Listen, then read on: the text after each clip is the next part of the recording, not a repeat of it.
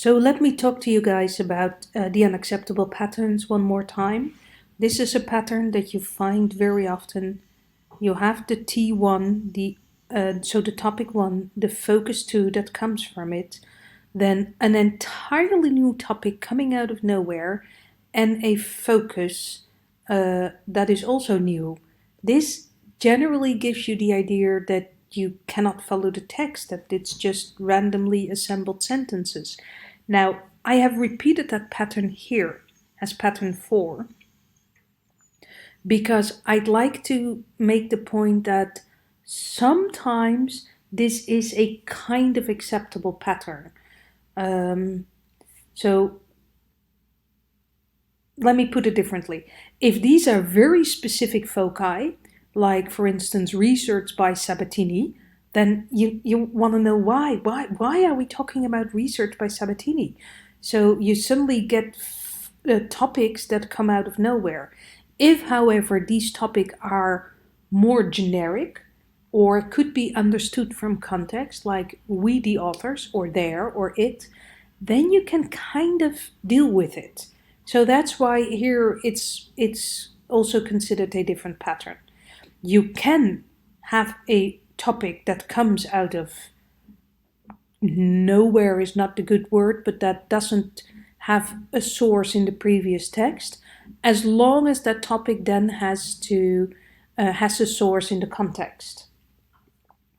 So pattern 1 is unacceptable if T3 doesn't have a source in the context. Pattern 2 is unacceptable because here you have a topic, then you have a focus, then you have a new topic, but it could also have been a topic 2, that doesn't matter which number we have here. But you have a focus that is suddenly the topic that we had before. Now that gives a person the feeling, like with pattern 5, that you're not moving forward. We talked about this already. Why is it suddenly now the most important point you're trying to make? Because remember, whatever is in a focus is the most important point you're trying to make. Here we also have a pattern that doesn't work. You have a topic, you have a focus, perfectly good sentence. Then you have another topic and another focus. It may or may not work depending on how generic this topic is. And then you have a topic that suddenly relates back to the previous focus, like not the focus of the previous sentence, but the sentence before that.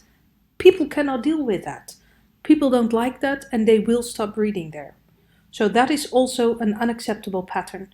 We talked about pattern 4, we talked about pattern 5, you have a topic, you have a focus, you have another topic, and you have the same focus.